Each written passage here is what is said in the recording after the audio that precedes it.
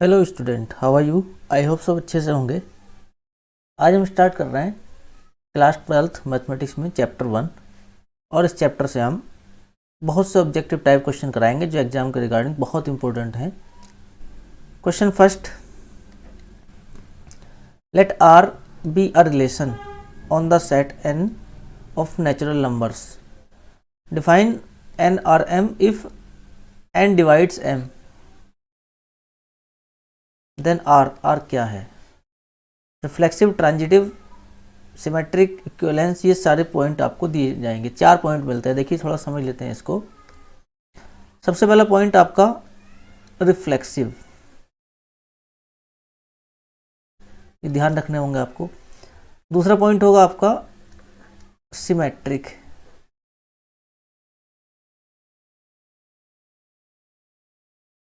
Next होगा third transitive. बड़े ध्यान से इनको समझना। और फोर्थ भी होगा इक्विवेलेंस। इक्विवेलेंस इसमें सबसे पहले रिफ्लेक्सिव की बात करते हैं। रिफ्लेक्सिव के अंदर किसी भी रिलेशन के जो सेट होगा उसके अंदर जो एलिमेंट आएंगे वो ए की फॉर्म में होने चाहिए। मतलब जो भी एलिमेंट लिखा गया है, जो भी डिजिट इस्तेमाल किया गया है, उसका उसी के साथ पेयर मिलना चाहिए। ये आपको रिफ्लेक्सिव में देखना है। अगर ये है तो आप कह देंगे रिफ्लेक्सिव है, अदरवाइज नहीं है। ये मतलब मेन जानकारी है। मतलब जैसे कोई आपका सेट ऐसे मिल रहा है 1,2 और 2,3, तो रिफ्लेक्सिव का मतलब है कि इसमें आपका 1 2 3 एलिमेंट आए हैं तो 1,1 भी होना चाहिए, 2,2 भी होना चाहिए, और 3 भी आया है तो 3,3 भी होना चाहिए। मतलब अगर रिलेशन के सेट के अंदर कोई भी डिजिट आया है तो उसका उसी के साथ पेयर मिलना चाहिए। उसका उसी के साथ जो है, जो रिलेशन का पेयर है वो मिलना चाहिए। ध्यान रखना है इस चीज़ का। तो रिफ्लेक्सिव में हमें ये देखना है। इसके बाद नंबर 2 सिमेट्रिक। किसी भी रिलेशन को सिमेट्रिक बताने के लिए उसके अंदर जो एलिमेंट आएंगे वो आएंगे, अगर a, b आया है तो उसका अपोजिट मिलना चाहिए b, a। तो यहाँ से आप देख लीजिए, अगर 1,2 मिला है तो 2,1 भी इसी में प्रेजेंट होना चाहिए अगर ये सिमेट्रिक होगा तो। अगर सिमेट्रिक होना है तो इसके अपोजिट पेयर भी मिलने चाहिए, ये ध्यान रखना है।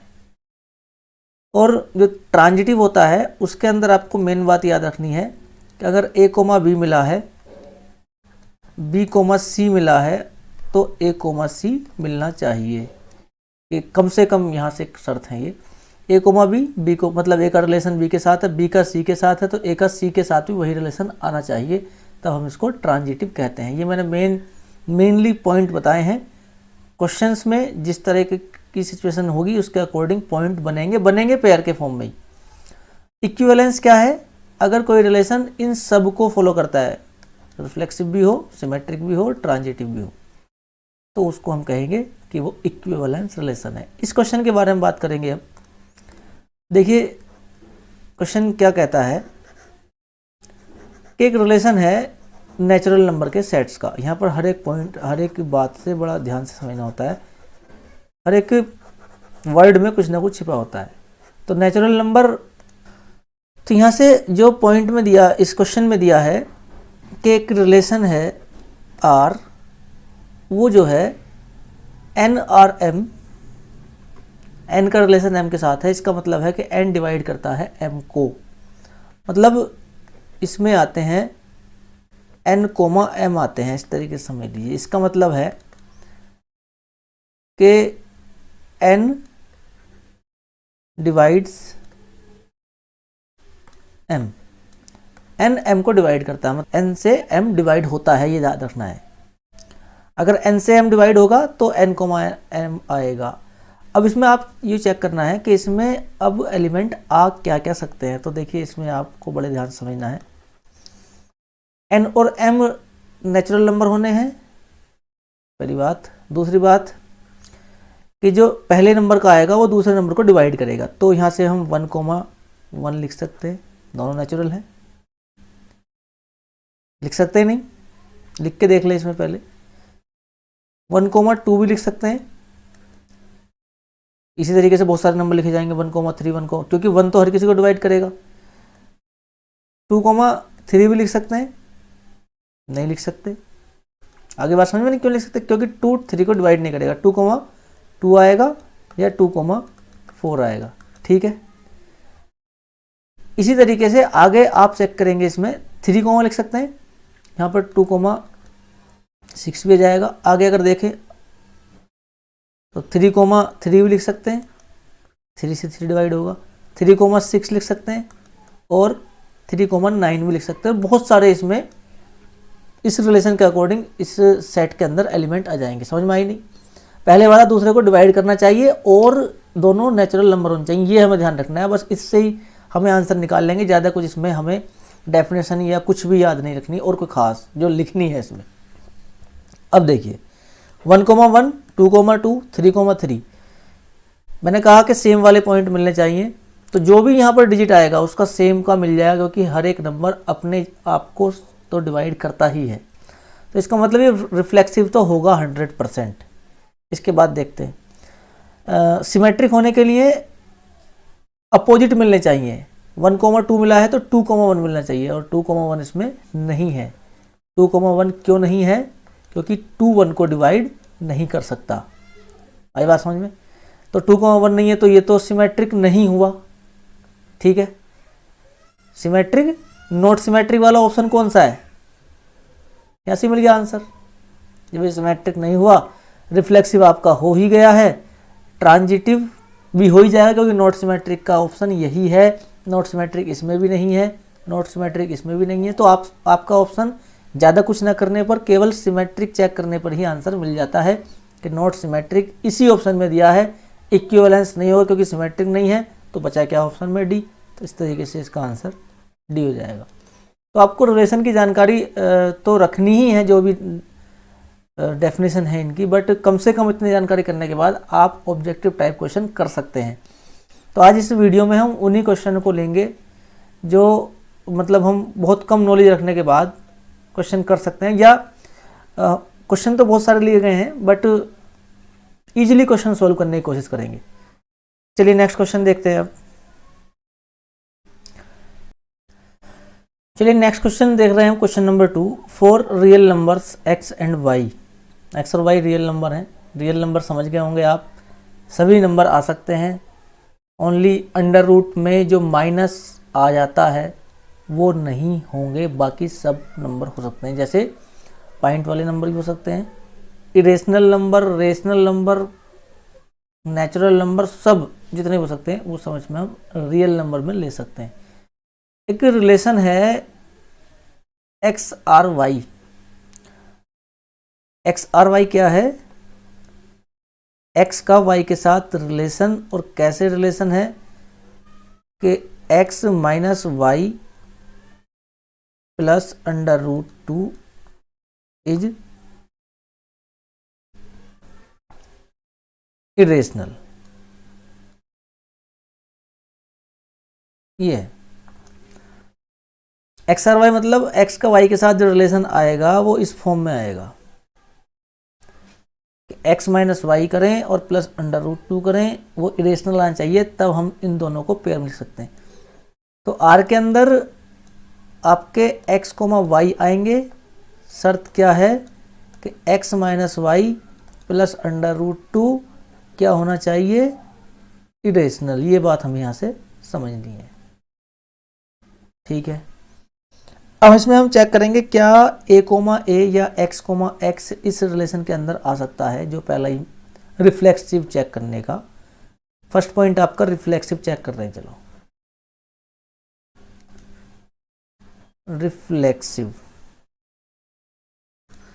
रिफ्लेक्सिव चेक करने का क्या है, देखिए रिफ्लेक्सिव चेक करते हैं। a कोमा ए क्या r में आएगा, चेक करते हैं।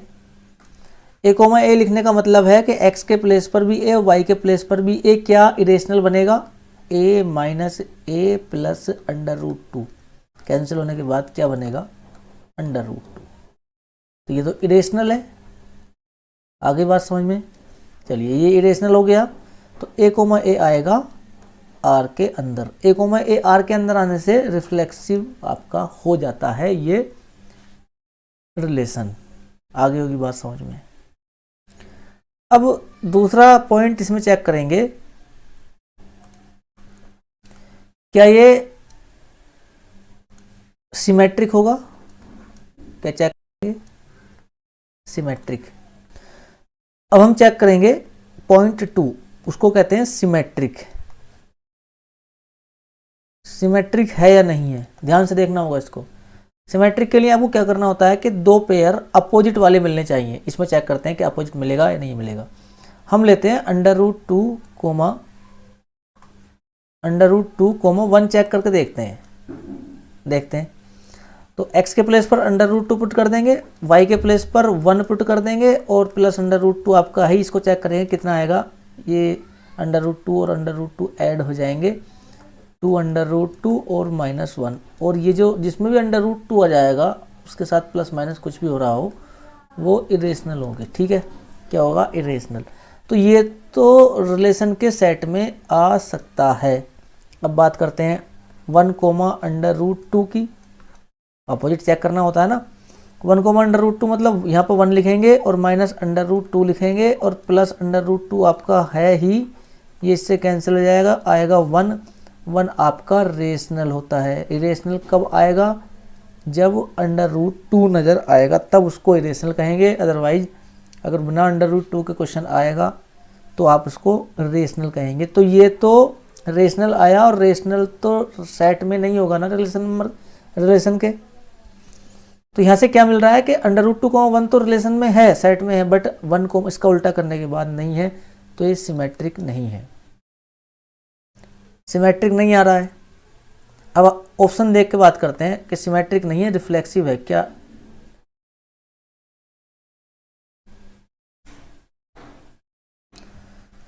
देखिए सिमेट्रिक ये आया नहीं, समझ में आई बात? अभी हमने चेक किया। रिफ्लेक्सिव ये आ गया था। इक्विवेलेंस ये होगा नहीं क्योंकि सिमेट्रिक नहीं है। इक्विवेलेंस के लिए तीनों चाहिए, और जब इक्विवेलेंस नहीं होगा, सिमेट्रिक नहीं है, रिफ्लेक्सिव हो ही गया, तो ट्रांजिटिव भी नहीं होगा। क्योंकि अगर ट्रांजिटिव होगा तो रिफ्लेक्सिव तो पहले से है ही, 2 पे ऑप्शन तो हम लगा नहीं सकते। इस टाइप के क्वेश्चन में अगर ऐसे ऑप्शन आते हैं, भाई बात समझने की। देखिए रिफ्लेक्सिव आया है, हमने A, A उसमें दिखा दिया है। सिमेट्रिक नहीं आया है, हमने इसको मना कर दिया कि सिमेट्रिक आंसर नहीं है। इक्विवेलेंस भी नहीं होगा क्योंकि तीनों अगर होंगे तो इक्विवेलेंस बनेगा। ये मना कर दिया, ये मना कर दिया, इन दोनों में आंसर होगा। ये पहले से आ रखा है, और इसको आप कहेंगे कि 2 आंसर तो ऑब्जेक्टिव टाइप में हो नहीं सकते, तो सीधी सी बात है ये भी नहीं होगा, हमारा रिफ्लेक्सिव काम कर जाएगा। तो इस तरीके से आप इसको यहाँ तक ही सोल्व करके पता कर सकते हैं। नेक्स्ट क्वेश्चन चलते हैं, क्वेश्चन नंबर 3। क्वेश्चन थोड़े से मुश्किल लगते हैं इस चैप्टर के, बट हम इनको अगर ध्यान से समझेंगे, कोशिश करेंगे तो समझ पाएंगे। और एक नंबर कीमती है, इस चैप्टर से स्टार्टिंग है। क्वेश्चन मुश्किल नहीं आएगा, बट आपको रिलेशन की तो कम से कम जानकारी कर ही लेनी है। करनी तो फंक्शन की भी है, बट कम से कम रिलेशन तो कर ही लीजिए, अगर फंक्शन थोड़ा हार्ड भी लगता है तो। यहाँ से 3-4 पॉइंट है, इन्हीं पे क्वेश्चन घूमता है बार बार। ये कह रहे हैं कि R एक रिलेशन है नेचुरल नंबर के सेट पर। देखिए रिलेशन जो निकलता है मैं आपको बता दूं, नेचुरल नंबर का सेट 1 2 3 4 आते हैं नेचुरल नंबर में, आगे एंड सो ऑन नंबर चलते हैं 1 से स्टार्ट होकर। अगर हम इसका n क्रॉस n निकालें तो ऑर्डर्ड पेयर में आता है 1, 1, 1, 2, 1, 3, ऐसे ही सभी चलता रहेगा। आगे को 2, 2 या 2, 1, 2, 2, आगे को चलता रहेगा 3, 1, 3, 2। तो इस सभी के पेयर आपके n क्रॉस n में आएंगे, और इसका ही सबसेट इसमें से निकाला गया सबसेट ही रिलेशन बनेगा। ठीक है, इसमें से निकाला गया कोई n क्रॉस n का सबसेट ही रिलेशन बनता है। ये तो बेसिकली कंसेप्ट है। इस क्वेश्चन में क्या दिखा रहा है उसको हम देखेंगे। चलिए बात करते हैं आगे। यहाँ से अगर हम बात करें क्वेश्चन की जो दिया है कि रिलेशन जो आता है वो ऐसे आता है x, y की फॉर्म में, और शर्त यह है कि x + 2y जो है ऐड करके 8 आना चाहिए। x और y नेचुरल नंबर होने चाहिए। तो हम स्टार्टिंग के देखिए पॉइंट दिए ना 2 4 6 8 2 4 6 1 2 3 4 2 4 6, तो 1 2 3 4 से लेकर 8 तक के पॉइंट यहाँ पर आपने दिए, इसमें दिए गए हैं ऑप्शन में, या आप इन्हीं पर चेक करेंगे। हम इसमें इसके पॉइंट लिखना चाहेंगे। देखिए ऐसे नंबर लिखने हैं जो यहाँ पर पुट करने के बाद सम करें तो 8 आए। अगर हम बात करें 1 कोमा तो इसमें लिख नहीं पाएंगे, क्यों? क्योंकि 1 के साथ कुछ भी नंबर y की वैल्यू रखेंगे आप 2 3 4 5, उन दोनों का सम 8 नहीं आएगा। आप चेक कर सकते हैं। 1 + 2, 1 रख लें तो आपका 3 आ रहा है, 8 नहीं है, ठीक है। और 1 के साथ 2, 2 रख लें तो ये 5 आ रहा, 8 नहीं आया। 1 के साथ 2, 3 रख लें, ये भी आपका 7 आ रहा है। और 1 के साथ 4 रख लें, ये भी आपका 9 आ रहा है। तो 8 नहीं आया कोई भी इनमें। जब 8 नहीं आया तो हम 1 से स्टार्ट नहीं कर सकते। किससे कर सकते हैं? 2 से कर सकते हैं। अगर हम x के प्लेस पर 2 रख लें और y के प्लेस पर 3 रख लें, देखो ये मिल जाएगा। x के प्लेस पर 2 रख लें, y के प्लेस पर 2 3 6 और 2 8, बिल्कुल ठीक हो गया। x के प्लेस पर हम 3 रख लें और y के प्लेस पर कुछ भी, हम यहाँ पर जो रखना पड़ेगा ना पहले वाला, ये इवन रखना पड़ेगा। क्या रखना पड़ेगा? इवन। चलिए तो अगर हम यहाँ पर बात करें 4 रखें इवन में, तो यहाँ से बनेगा पॉइंट, और यहाँ पर रख लें 1 y के प्लेस पर, तो ये भी पॉइंट यहाँ से बन जाएगा। 4 प्लस 1 नहीं 2 रखना पड़ेगा। तो हम इसके पहले कंप्लीट जो आ सकता है वो निकालना है। इसके बाद अगर हम यहाँ से 6 रख लें और फिर y के प्लेस पे 1 रख लें, तो भी पॉइंट आपका इस रिलेशन में आ रहा है। इसको फॉलो कर रहा है, आप चेक कर सकते हैं दोनों वैल्यू चेक रखने के बाद। इसके बाद आगे चलें, अगर हम 8 रखेंगे तो y की वैल्यू 0 रखनी पड़ेगी। 0 हम रख नहीं सकते, तो आगे हम नहीं जा सकते। ओनली ये 3 एलिमेंट यहाँ से आए हैं। अब क्या करें? क्वेश्चन ने क्या मांगा है? डोमेन। लेकिन नई बात है, डोमेन होता है जो भी आपका रिलेशन आया उसमें जो पहले वाले पॉइंट में जो पहले वाले कोऑर्डिनेट आते हैं, इसके पहला जो लिखा जाता है 2 4 6, ये डोमेन होता है। और अगर बात करें क्वेश्चन रेंज की, तो बाद वाले आपको लिखे जाने हैं। तो इतना तो कम से कम ध्यान रखना पड़ेगा, ये आपका डोमेन आ जाता है।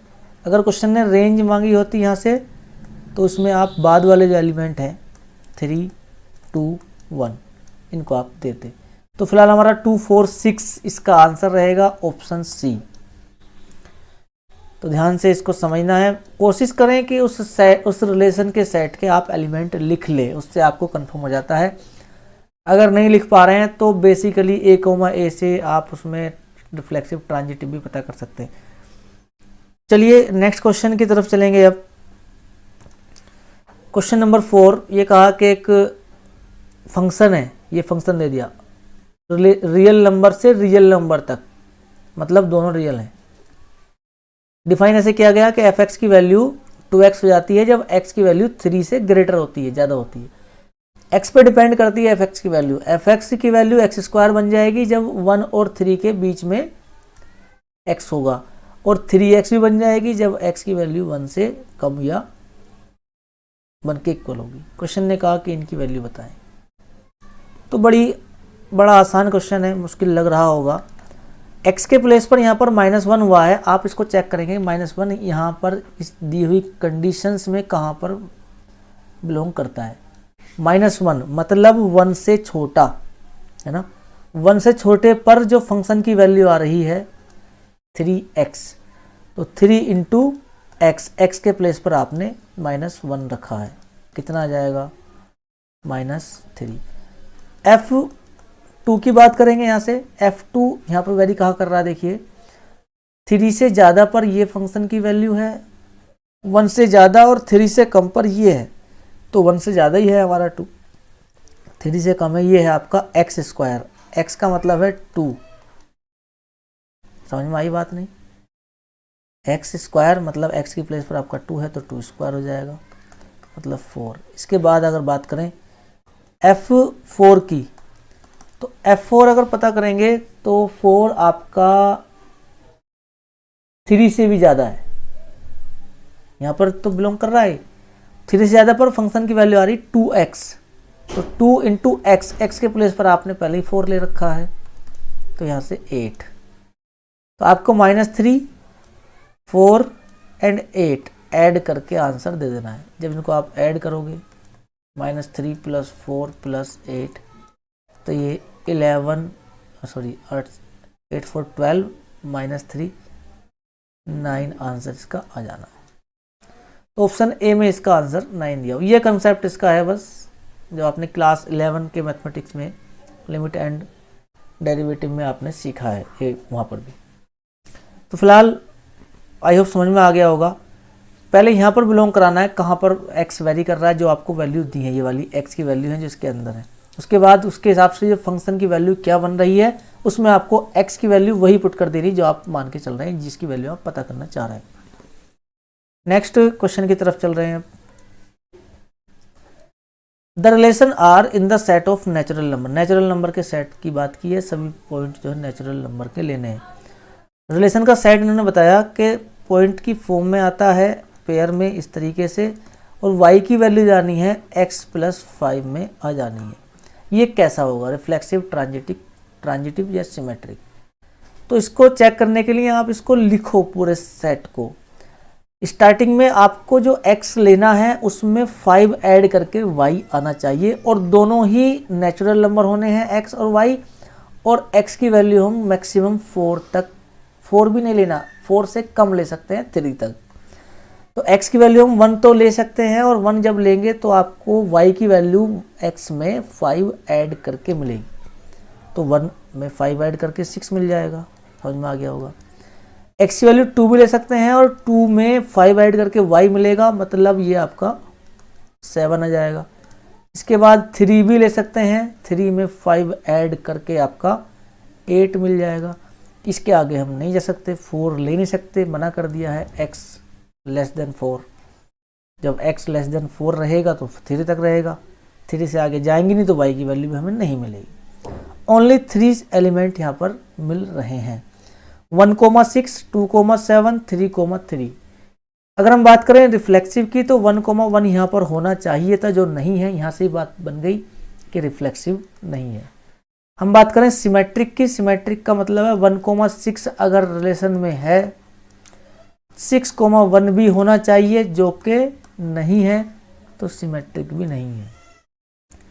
ट्रांजिटिव की बात करें 1,6 मिल रहा है, तो 6, भी कुछ ना कुछ मिलना चाहिए था, जो कि इसमें नहीं मिला, तो ये भी नहीं है। इसके आगे की बात तो जब करते जब आपका 6,8 मिलता है या 6, कोई और नंबर मिलता, ठीक है। ट्रांजिटिव भी नहीं है, कोई सा भी नहीं है, तो फिर कौन सा ऑप्शन है? ऑप्शन इसका डी हो जाएगा, नन ऑफ दिस। तो सबसे पहले जितना हो सके, अगर आपको रिलेशन आप ऐसा दिया है कि आप उसके पॉइंट पता कर सकते हैं सारे, तो आप उनको लिख लें, और reflexive, transitive, symmetric, reflexive, transitive and symmetric का जो कंसेप्ट है उसके अकॉर्डिंग आप आंसर फाइंड कर लें। चलिए नेक्स्ट क्वेश्चन की तरफ चल रहे हैं। फॉर द सेट ए है 1 2 3, define relation in the set ए से इस रिलेशन का बताना है, और इन्होंने दे भी रखा है 1,1, 2,2, 3,3 and 1,3। The ordered pair to be added, हमें क्या एडिट करना हो, इसमें ऐड करें जो वो स्मॉलेस्ट इक्विवेलेंस रिलेशन बन जाए, मतलब वो रिफ्लेक्सिव भी बन जाए, ट्रांजिटिव भी बन जाए, सिमेट्रिक भी बन जाए। तो इसमें क्या करना है, देखिए 1,1, 2,2, 3,3 और सभी एलिमेंट का सेम जो है वो मिल रहा है, तो ये रिफ्लेक्सिव तो है, क्या है, रिफ्लेक्सिव तो मिल गया। चलिए अब बात करते हैं सिमेट्रिक की। सिमेट्रिक का मतलब है 1,1, 2,2, 3,3, तो अपने आप में सिमेट्रिक है ही। 3,3 और 3,3 लिख सकते हैं, बाद वाला पहले, पहले वाला बाद में, इसमें फ़र्क नहीं पड़ने वाला। 1,3 है तो इसको 3,1 भी चाहिए। क्या चाहिए? सिमेट्रिक बनाने के लिए अपोजिट पेयर चाहिए होते हैं। 1,3 है तो 3,3 भी चाहिए, तो कम से कम ये तो आपको देना पड़ेगा, सिमेट्रिक बन गया। और आप देख सकते हैं आगे कोई और चांस है ही नहीं किसी और पॉइंट को फाइंड करने का, क्योंकि एक ही पॉइंट ऑप्शन में है, तो 3,1 से ही काम चल जाएगा। सिमेट्रिक अगर हो गया तो ट्रांजिटिव तो इसमें बनेगा ही ऑप्शन के अकॉर्डिंग। ऑप्शन पॉइंट जो है ये 3,1 है, तो इसका आंसर 3,1 होगा। नेक्स्ट क्वेश्चन की बात कर रहे हैं, क्वेश्चन नंबर 7। एक रिलेशन है इसमें दिया x जो आया है z से, सॉरी एक सेट बताया, ये रिलेशन नहीं ये सेट है। तो इसको अगर हम लिखें तो a के अंदर जो एलिमेंट आ रहे हैं ये कह रहे हैं कि इंटीजर्स की बात कर रहे हैं जो 0 से ज़्यादा और 12 से कम, तो 0 भी लेना है, 1 भी लेना है, 2 3 कहाँ तक 12 तक के इंटीजर्स की बात कर रहा है ये जो लिखा हुआ है। ठीक है, समझ गए होंगे। x belongs to z, x क्या है कि ये इसके एलिमेंट हैं जो इंटीजर्स हैं। इंटीजर्स और कहाँ से कहाँ तक के इंटीजर्स हैं? इंटीजर्स तो बहुत सारे होते हैं, 0 से स्टार्ट करे हैं और 12 तक रखे गए हैं, लेस देन और इक्वल के साइन लगाए गए हैं। अगर इक्वल के साइन नहीं होते तो हम 0 भी नहीं लेते और लास्ट वाला 12 भी नहीं लेते। तो चलिए ए मिल गया। क्वेश्चन ने कहा कि जो रिलेशन है वो इस तरीके से आता है, a, b और a इक्वल b, वो पॉइंट लेने हैं जो इक्वल हैं।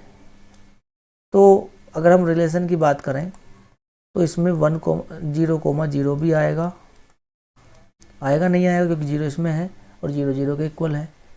1,1 आएगा, 2,2 आएगा नहीं आएगा, सभी समझ पा रहे होंगे। सभी के एलिमेंट इस ए से आने हैं और वो एलिमेंट लेने जो खुद के जो आपस में इक्वल है, तो इक्वल तो सेम के ही होंगे, इसके अलावा नहीं होंगे। 3,3 भी आ जाएगा, 4,4 आ जाएगा, एज इट इज करते हुए 12,12 भी इसमें आ जाएगा। तो इस रिलेशन के सेट के अंदर क्वेश्चन ने मांगा क्या है? The set of all element, उन एलिमेंट का सेट बना के देना है जो 1 से रिलेटेड है। तो 1 से रिलेटेड तो यहाँ पर एक ही एलिमेंट नज़र आ रहा है, 1,1। तो 1 किससे रिलेटेड है? 1 के साथ, तो यहाँ पर ओनली 1 आएगा, 1,1 भी नहीं आएगा। उन्होंने पता किया है कि 1 किससे जुड़ा हुआ है, हम कहेंगे आंसर 1 से जुड़ा हुआ है, तो जिस 1 से जुड़ा हुआ है वो ही आंसर आएगा और सेट में इसको दिया जाएगा। तो आई होप समझ में आ गया होगा क्वेश्चन। नेक्स्ट क्वेश्चन की बात कर रहे हैं 8 number. The range of the relation R x square, x is a prime number less than 13। ये कह रहे हैं कि एक रिलेशन है जिसमें एक x आता है और एक x स्क्वायर आता है, और x क्या है? प्राइम नंबर 13 से छोटे वाले, x इज प्राइम और 13 से छोटे हैं। चलिए इतनी बात। तो यहाँ से आप लिखते हैं, देखिए 1 प्राइम नंबर हम नहीं लेते हैं, स्टार्टिंग होती है प्राइम नंबर की 2 के साथ, तो 2 ले सकते हैं और 2 का स्क्वायर यहाँ पर 4 आ सकता है। ठीक है, नेक्स्ट प्राइम नंबर आपका 3 होता है, 3 ले सकते हैं और उसका स्क्वायर 9 आ जाएगा। इसके बाद 5 होता है प्राइम नंबर 25, 13 से छोटे छोटे प्राइम नंबर सब ले लीजिए। आपका 7 होता है 49 हो जाएगा। इसके बाद आप लेंगे 11 होता है 121, इसका स्क्वायर हो जाएगा। इसके बाद प्राइम नंबर 13 से लेस लेने हैं तो 11 तक ही ले जाएंगे, आगे हम नहीं जाएंगे। तो ये आपका रिलेशन का सेट बन गया पूरा। क्वेश्चन ने कहा कि रेंज बतानी है। रेंज में मैंने बताया था कि लास्ट वाले जो एलिमेंट होते हैं, एलिमेंट में बाद वाले जो पॉइंट आते हैं, वो सेट के अंदर अगर उनको हम रख दें तो रेंज कहलाते हैं।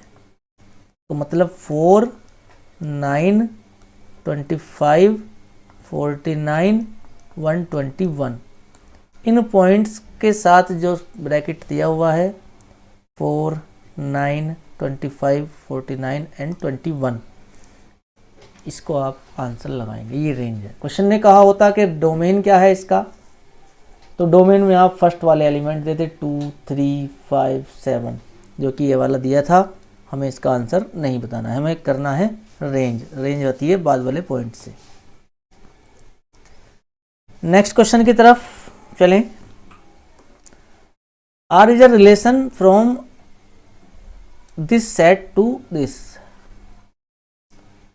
एक रिलेशन बताया गया है, उसमें y की वैल्यू x - 3 आ रही है।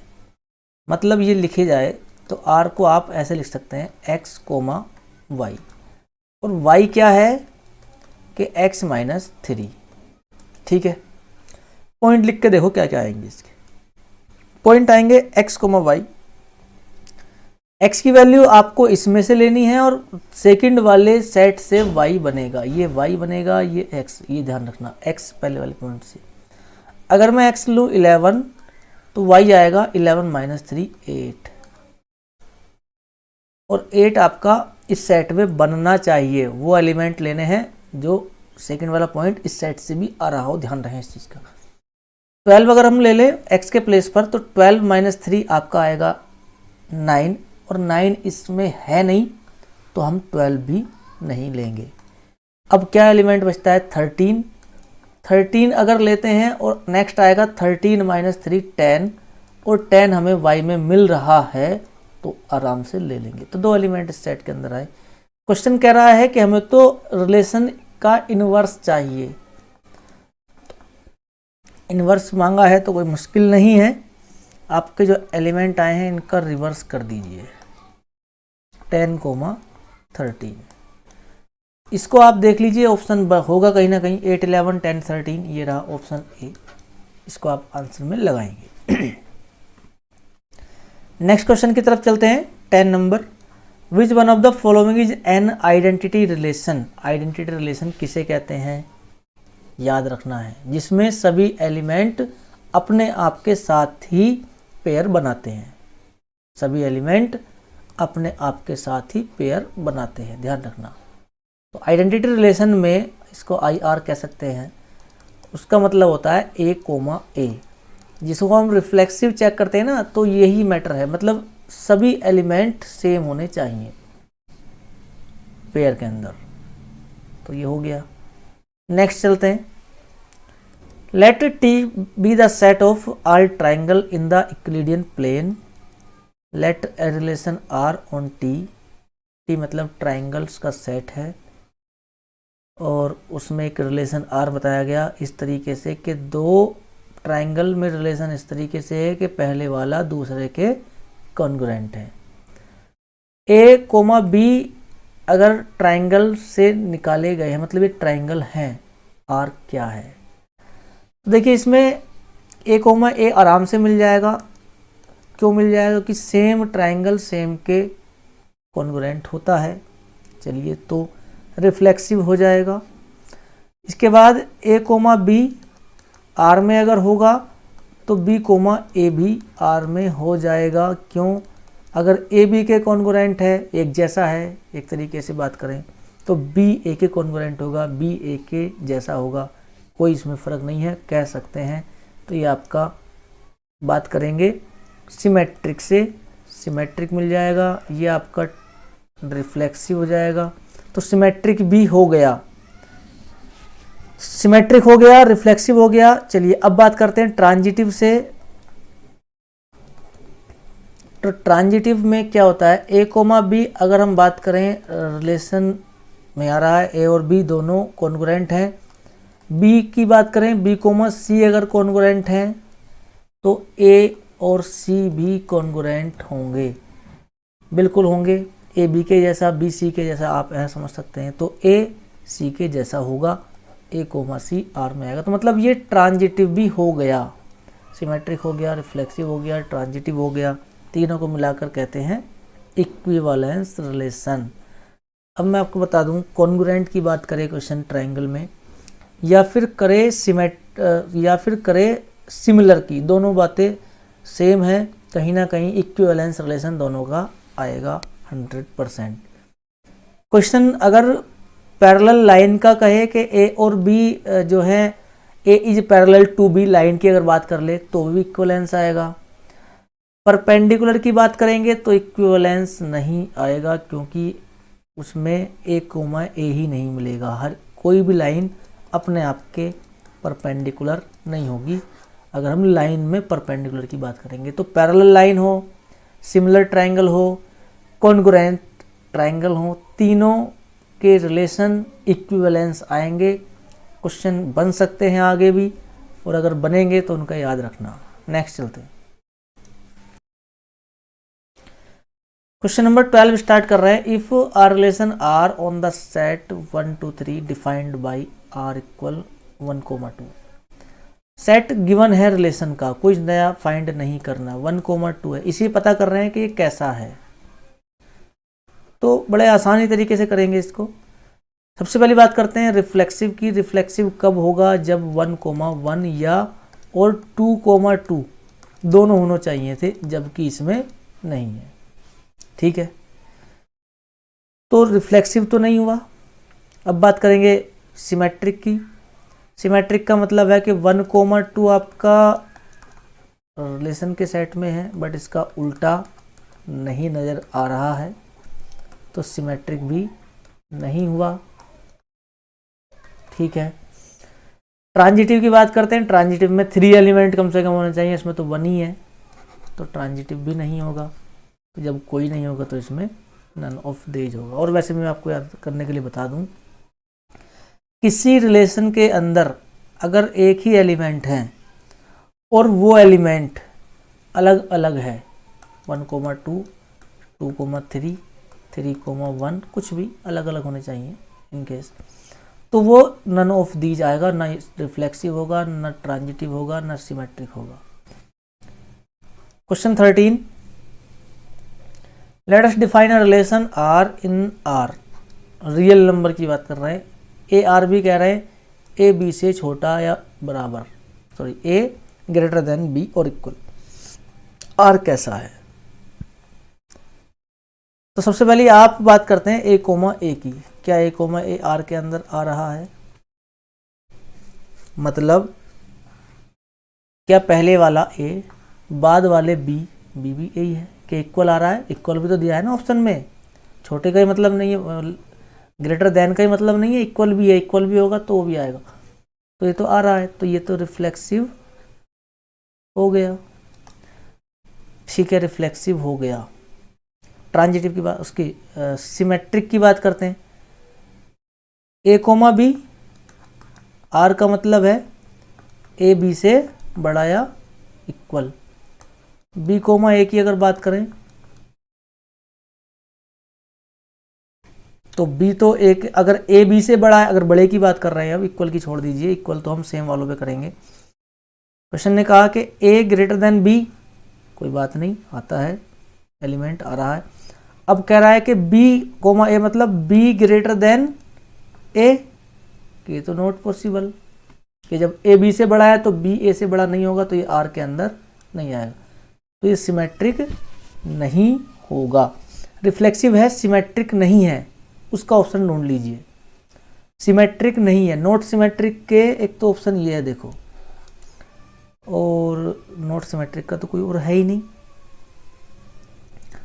तो हमें तो यहीं से मिल गया आंसर ऑप्शन देख कर ही। नॉट सिमेट्रिक का ये देखो लास्ट में, neither transitive nor reflexive but symmetric. Symmetric कहना चाह रहे हैं, तो सिमेट्रिक तो हमारा है ही नहीं, तो इसका ऑप्शन हो जाएगा बी। आप इस तरीके से इसको, एक बहुत जल्दी भी आंसर मिल जाता है, ऑप्शन को ध्यान रखकर। हमें क्लू मिल गया, इसका क्लू से ही आंसर देना होता है, कंफर्म सॉल्यूशन इसमें नहीं देना होता है एग्जाम में। Next question number 14, A equal 1,2,3 consider the relation R. R भी दिया है, कैसा है? 1,1, 2,2, 3,3, और कोई एलिमेंट तो इसमें आया ही नहीं, 3 तक ही आए हैं, सबके सेम मिल रहे हैं, तो रिफ्लेक्सिव होगा। चलिए रिफ्लेक्सिव हो गया। इसके बाद अपोजिट देखते हैं, 1,2 है, 2,1 नहीं है, सिमेट्रिक नहीं आया। ट्रांजिटिव की बात करते हैं, 1,2, 2,3, तो 1,3 बी है क्या? 1,3 है, ठीक है। 2,3, 3,3 तो 1,3, ठीक है। हर एक पॉइंट का ट्रांजिटिव भी आ रहा है, आप चेक कर लीजिए। सेम वालों को छोड़कर बाकी को चेक कर लीजिए, बाकी इनमें तो होता ही है, सभी मिल रहे हैं, हर किसी का इस तरीके से मिल रहा है। ए कोमा बी अगर आर में है और बी कोमा सी भी आर में है तो ए कोमा सी भी आपका आर में मिल रहा है, ये ट्रांजिटिव है। तो रिफ्लेक्सिव है और ट्रांजिटिव है, रिफ्लेक्सिव एंड ट्रांजिटिव।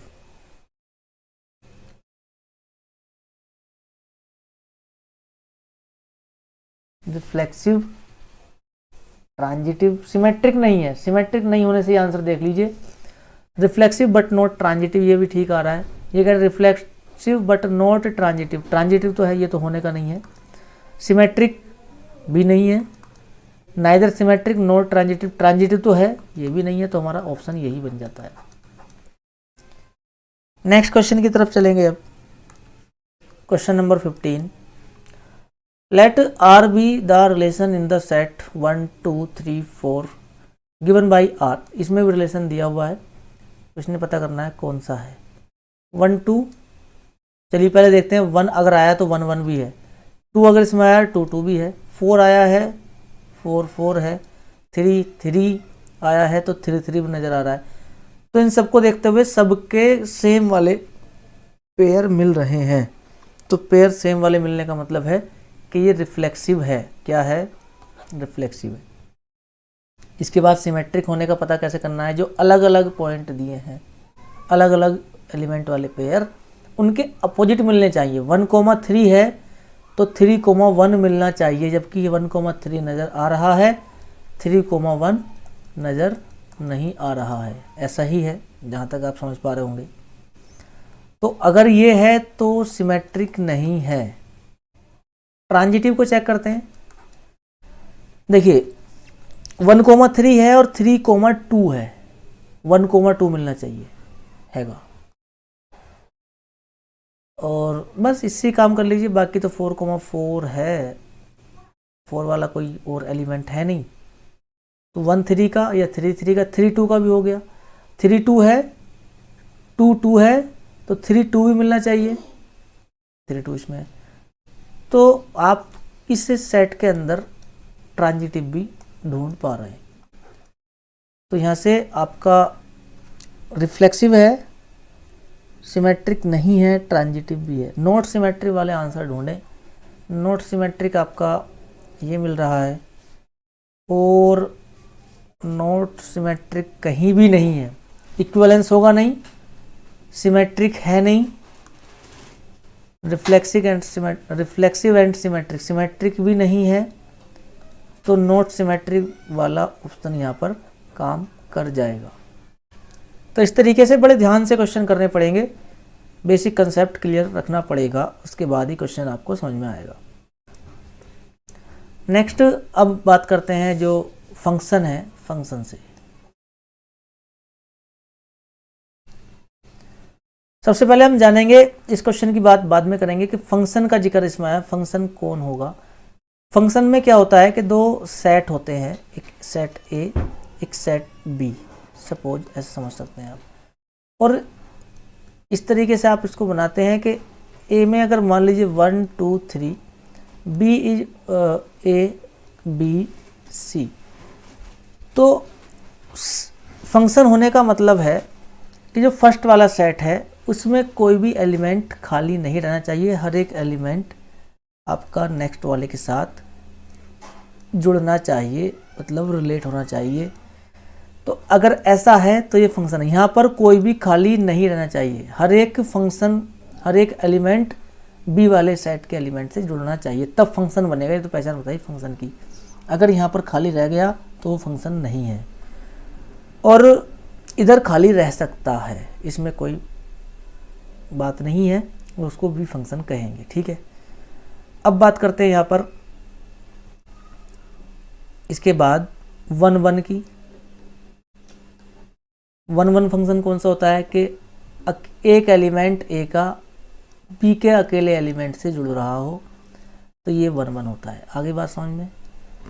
एवरी इसको अगर ध्यान रखें, every element of A has unique image of set B, मतलब सेट बी के एलिमेंट से अकेला जुड़ रहा हो, हर एक एलिमेंट 1 1 हो जाएगा। इसके बाद मैनी वन को बताने की जरूरत नहीं है। मैनी का मतलब है कि दो एलिमेंट ए के बी के एक एलिमेंट के साथ जुड़ रहे हैं, वो मैनी वन हो जाएगा। इसके बाद क्या होता है कि ऑन टू। ऑन टू क्या होता है? ऑन टू को याद रखना कि बाद वाले सेट के अंदर के जो एलिमेंट है उसमें अगर कोई एलिमेंट बच रहा है तो वो ऑन टू नहीं होगा। बी का हर एक एलिमेंट आपका जुड़ा हुआ है तो ये ऑन टू होगा, और अगर कोई बच रहा है तो ये ऑन टू नहीं होगा। 1 1 को आप इंजेक्टिव कहते हैं और ऑन टू को आप सर्जेक्टिव कहते हैं, और दोनों को अगर मिल जाएं 1 1 बी और ऑन टू बी तो इनको बाइजेक्टिव कहते हैं। इतनी तो कम से कम जानकारी रखनी पड़ेगी। तो दोबारा बता देते हैं कि अगर सेट 1 वाले में कोई एलिमेंट खाली नहीं है तो वो फंक्शन है, दूसरे सेट के हर एक एलिमेंट से जुड़ा हुआ है तो वो ऑन टू है, कोई एलिमेंट खाली है तो वो ऑन टू नहीं है। ये बेसिक कंसेप्ट है। और अगर एक एलिमेंट एक के साथ जुड़ा है तो 1 1 है, और अगर दो एलिमेंट एक के साथ जुड़े हैं तो वो 1 1 नहीं है, मैनी वन है। चलिए खैर, यहाँ पर क्वेश्चन में क्या कहा है उसको देखते हैं।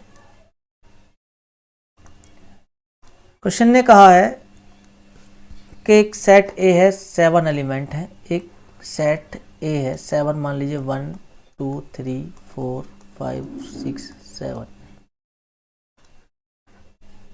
ये 7 एलिमेंट इसमें है। एक सेट बी है, उसमें एलिमेंट है 10, A B C D E F G H I, ठीक है। क्वेश्चन ने कहा कि 1 1 फंक्शन कितने बन सकते हैं। 1 1 का मतलब देखो मैं बताऊं आपको, इसको इसके साथ जोड़ सकते हैं और सबको सामने वालों के साथ जोड़ दीजिए, फिर उनको चेंज कर सकते हैं। तो क्वेश्चन ये कह रहा है कि चेंज जो कर सकते हैं वो कितने टाइप से कर सकते हैं, कितने फंक्शन बन सकते हैं ऐसे। तो ये कंसेप्चुअल क्वेश्चन कोई खास नहीं है, ये एक ध्यान का क्वेश्चन है। आपको एक फार्मूला बताएंगे इसमें, इस बड़े वाले एलिमेंट में कितने, बड़े वाले सेट में मान लीजिए बी है ये और ये ए है, इसमें 10 एलिमेंट हैं और इसमें 7 एलिमेंट हैं। तो इसका 1 1 फंक्शन वाले जो बनेंगे उनका नंबर होगा 10p7, ये हो जाएगा। अब आप कहोगे तो कोई सा ऑप्शन इसमें है ही नहीं। तो परम्यूटेशन एंड कॉम्बिनेशन वाले चैप्टर में इसका एक रिलेशन था, इसको आप 10c7 और मल्टीप्लाई फैक्टोरियल 7 लिख सकते हैं। वहाँ पर एक फैक्ट होता था कि हम NPR को NCR और फैक्टोरियल मल्टीप्लाई में R लिख सकते हैं। तो ये इसके हिसाब से दो आंसर इसके हो सकते हैं, 10p7 और 10c7 मल्टीप्लाई में फैक्टोरियल 7। तो यहाँ से आप इसको देखो, ऑप्शन बी नज़र आ रहा है, 1 1 वाला ये फार्मूला है। नेक्स्ट क्वेश्चन की तरफ चल रहे हैं, आई होप समझ में आ गया होगा। Question is n with the set of natural number and the function n to n। ये कह रहे हैं कि एक फंक्शन इस तरीके से है, एक नेचुरल नंबर का सेट है, ये भी नेचुरल नंबर का सेट है। ये थोड़ा सा समझना पड़ेगा ध्यान से। नेचुरल नंबर का सेट होने का मतलब है कि लिखने की ज़रूरत नहीं है, 1 2 3 4 5 सब ऐसे ही आएंगे, आगे भी आएंगे। 1 2 3 4 5 ध्यान से समझते जाएं, ये सब आएंगे इसमें। क्वेश्चन कह रहा है कि फंक्शन जो है इनको इसने n कहा, एलिमेंट जो है ये वाले, कि अगर हम F1 की बात करें तो ये जाएगा 2 × 1 + 3। F1 की जो इमेज आएगी वह जाएगी 2 + 3 5। कितने जाएगी? 1 की इमेज आ जाएगी 5, 1 5 से जुड़ जाएगा। आप इस तरीके से आप समझ सकते हैं। इसी तरीके से 2 की अगर बात करें तो 2 × 2 + 3 मतलब 7, तो ये 7 आ जाएगा। तो 2 की इमेज कितनी जाएगी? 7। अगर इसमें लिख दें हम 7। अब आप कहोगे ये तो बड़ा लेंदी वर्क है, आगे भी नंबर आते जाएंगे, यहाँ पर जैसे बढ़ेंगे तो आगे इसमें बढ़ते चले जाएंगे, तो कहाँ तक हम चेक करें? तो पहली बात तो हमें ये मिल रही है कि अगर ये नेचुरल नंबर है तो इनकी जो ये इनका रिलेशन इसके साथ जो मिल रहा है, जुड़ रहे हैं इधर वाले एलिमेंट से, हर एक एलिमेंट ये वाला इससे जुड़ेगा, क्योंकि आप n की वैल्यू यहाँ कुछ भी रखोगे ये भी आपका नेचुरल ही आएगा और नेचुरल नंबर सभी इसमें प्रेजेंट हैं।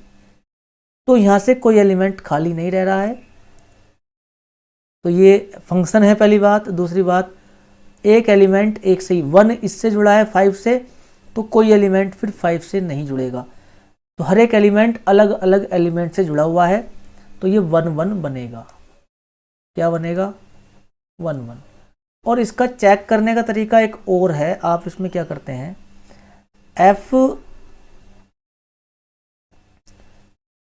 Fn1 या Fx = Fy करते हैं। क्या करते हैं? Fx = Fy। Fx की वैल्यू आप यहां से पुट कर देंगे 2x + 3। क्या कर देंगे?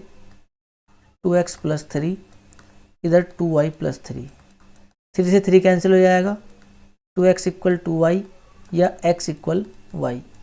तो अगर फंक्शन की वैल्यू सेम रख के चले हैं, उनके अंदर एलिमेंट सेम आ जाते हैं, तो आप 1 1 कहते हैं। तो 1 1 की कहानी तो हो गई, और 1 1 को कहते हैं आप इंजेक्टिव। क्या कहते हैं? इंजेक्टिव। आपको आंसर ऑप्शन देखें पहले, इसमें बाइजेक्टिव आंसर दिया है। बाइजेक्टिव कहते हैं इंजेक्टिव भी हो और सरजेक्टिव भी हो तो बाइजेक्टिव बन जाता है, तो इसमें इसके चांस भी है।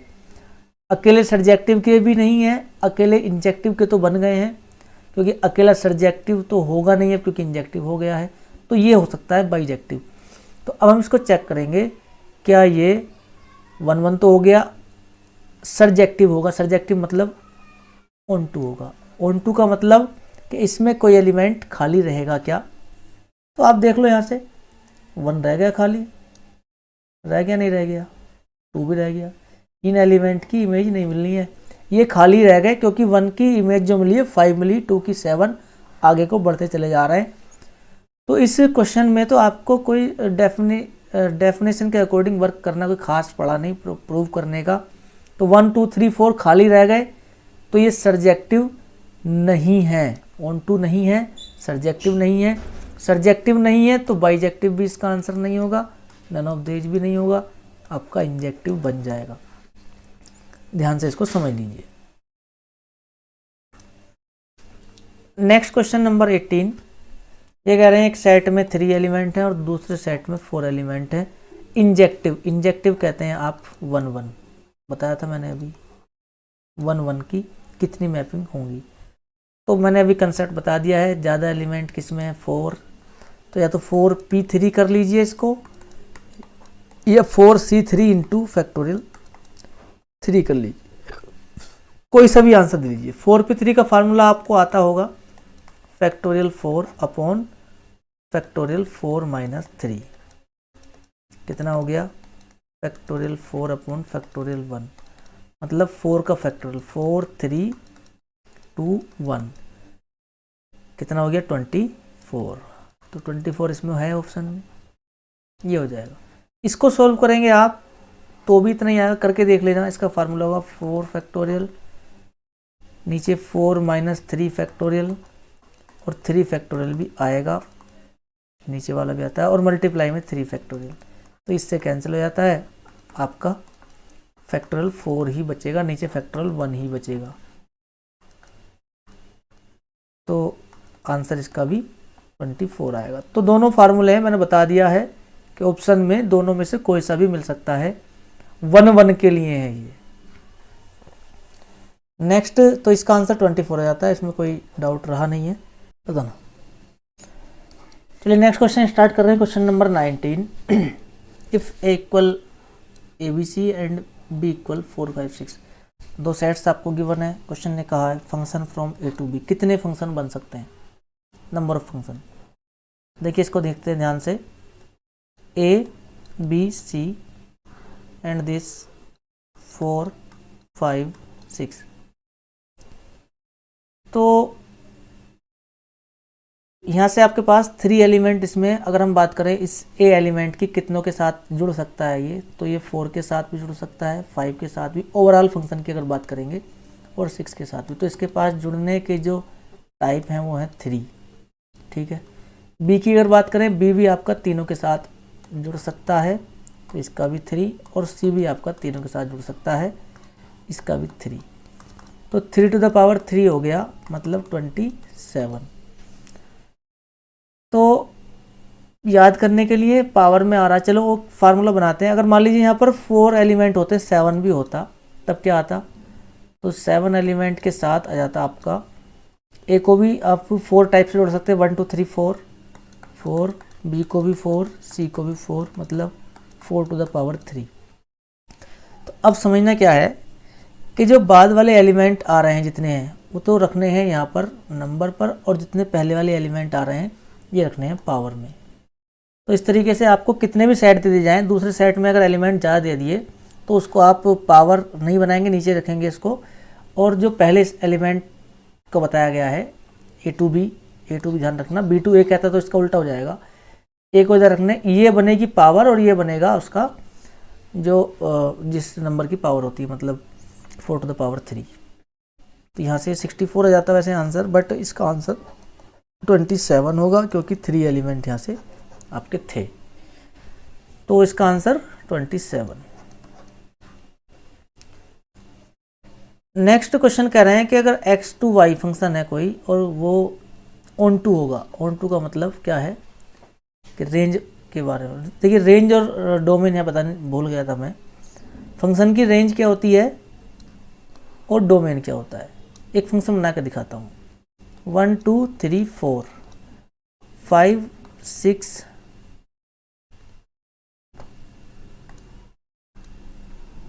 6 7 8 9, ये मान लीजिए ये इसके साथ अटैच है, और ये सभी इस तरीके से ये आ रहे हैं।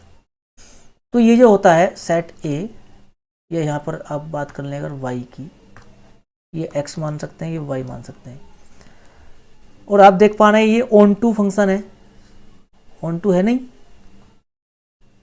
ऑन टू फंक्शन नहीं है, क्योंकि ये वाला एक्स्ट्रा लिया है। चलिए इसको हटा दें। अब क्या है, ये ऑन टू फंक्शन है, तो इसमें जो एलिमेंट हैं ये वाले, इन्हें कहते हैं डोमेन। ठीक है। और जो ये वाले अटैच एलिमेंट आते हैं इन्हें कहते हैं रेंज। और अगर इनके साथ कोई और एलिमेंट होता, मान लीजिए 9 होता है, 10 होता है, 11 होता, ऑन टू अगर नहीं बनता तो वो आता कोडोमेन, वो सब मिलाकर कोडोमेन आता। तो हमें रेंज मांगी है ऑन टू में। ऑन टू का मतलब जब हर एक एलिमेंट जुड़ा हो, तो आप देख पा रहे हैं दोनों ही रेंज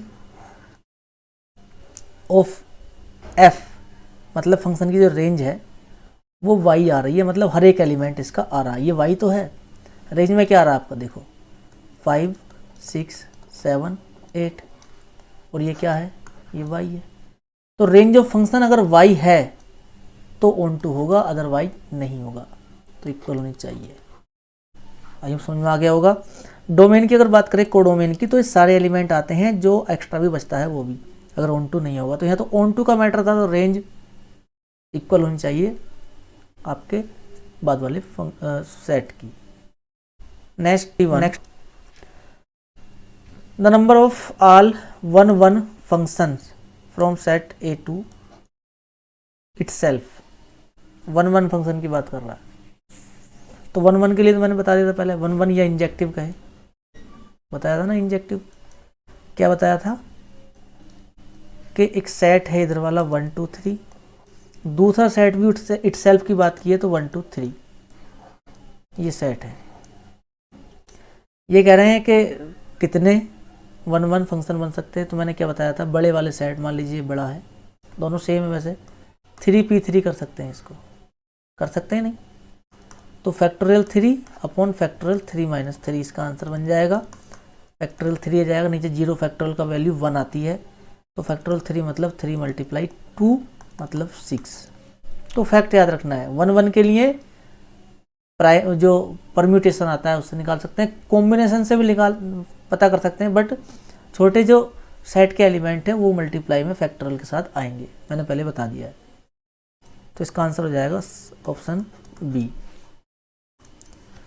नेक्स्ट क्वेश्चन नंबर 22 की बात कर रहे हैं। ए की वैल्यू 1 2 3 डॉट डॉट एन तक दी है, बी दी है ए बी तक, ओनली 2।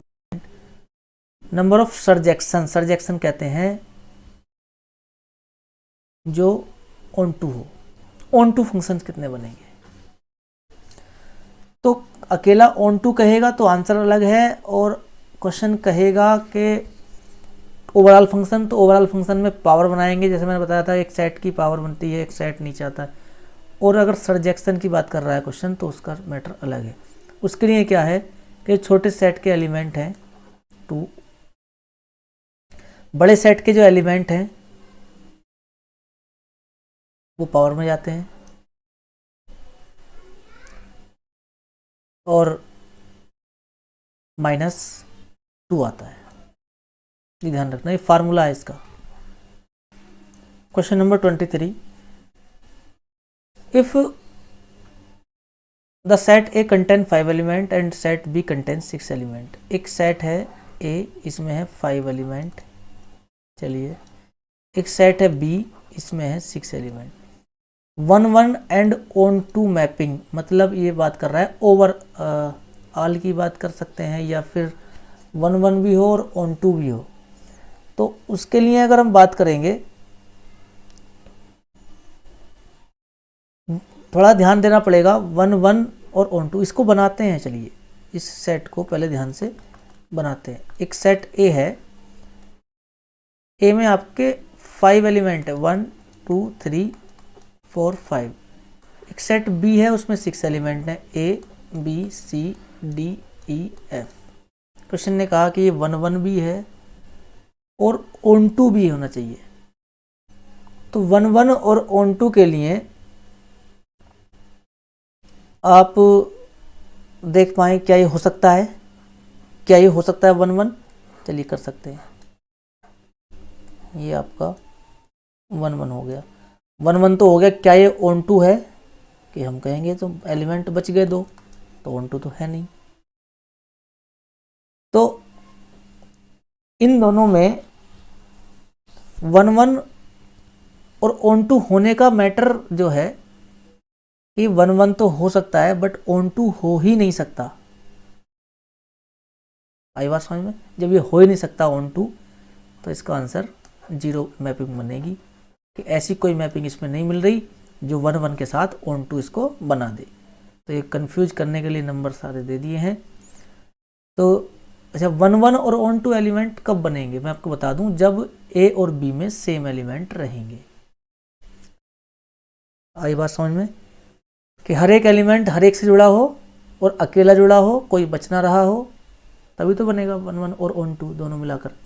इसमें तो बच रहे हैं, तो आपकी मैपिंग 0 आ गई। ठीक है, नेक्स्ट क्वेश्चन की अगर बात करें, द ग्रेटेस्ट इंटीजर फंक्शन, ये इंपॉर्टेंट क्वेश्चन है। मतलब इंपॉर्टेंट तो सभी हैं, बट ये थोड़ा सा एक नया फंक्शन लिए हुए है। एग्जाम में इस टाइप के क्वेश्चन पता कर लिए जाते हैं कि कोई नया कंसेप्ट मिल रहा हो। ग्रेटेस्ट इंटीजर फंक्शन कैसा होता है? तो ग्रेटेस्ट इंटीजर का मतलब है, देखिए एक्स की वैल्यू कुछ भी हो सकती है, क्योंकि रियल नंबर है, एक्स की वैल्यू कुछ भी हो सकती है। ठीक है, 2.5 भी हो सकती है। और इसको ग्रेटेस्ट में अगर करें, इंटीजर में करें, तो इसका जो सबसे बड़ा इंटीजर है वो आपको लिखना होता है। 2.6 करें तो इसका भी आपका 2 आएगा। आई बात समझ में? तो यहाँ से अगर हम बात करें, इसमें बहुत सारे रियल नंबर हैं और इसमें भी बहुत सारे रियल नंबर हैं। अगर हम बात करें, इसमें जो रियल नंबर है x बनेंगे और इसमें बनेंगे y। हालांकि दोनों रियल नंबर के सेट हैं, बट इनके एलिमेंट ये वाले x कहला जाएंगे, इसके एलिमेंट y के जाएंगे। एक्स की अगर बात करें 1 भी आएगा, 2.5 भी आएगा, 2.6 भी आएगा और आगे को बहुत सारे नंबर आएंगे। इसमें भी आपका 1 भी आएगा, 2 भी आएगा, 2.5, 2.6 सभी नंबर आएंगे। मैंने बहुत कम लिखे हैं इसमें। तो इसमें क्या होगा, 2.5 किससे जुड़ा हुआ है, 2 के साथ। देखो इसकी जो ग्रेटेस्ट इंटीजर वाला फैक्ट आया है वो 2 आया। 2.6 का जो ग्रेटेस्ट इंटीजर मतलब 2.6 में जो इंटीजर बनेगा बड़े से बड़ा वो बनेगा 2.6 तक 2 ही बनेगा ना। तो ये भी आपका 2 से जुड़ा हुआ है। ये कह रहा है कि ये फंक्शन कैसा है, तो हम कह देंगे कि ये फंक्शन 1 1 तो है नहीं, क्योंकि इसमें 2 एक से जुड़ना है, 1 1 नहीं है। ऑन टू कहने के लिए इसमें 2.5 भी आएगा और 2.5 किसी से भी नहीं जुड़ेगा। आई बात समझ में, क्योंकि 2.5 इंटीजर नहीं है, इंटीजर है 1 2 3 4 है ना। तो 2.5 तो ये ऑन टू भी नहीं है, तो 1 1 भी नहीं है, ऑन टू भी नहीं है, दोनों भी नहीं है। ठीक है, तो ये क्या बनेगा, ना तो 1 1 है ना ऑन टू है। आगे बात समझ में।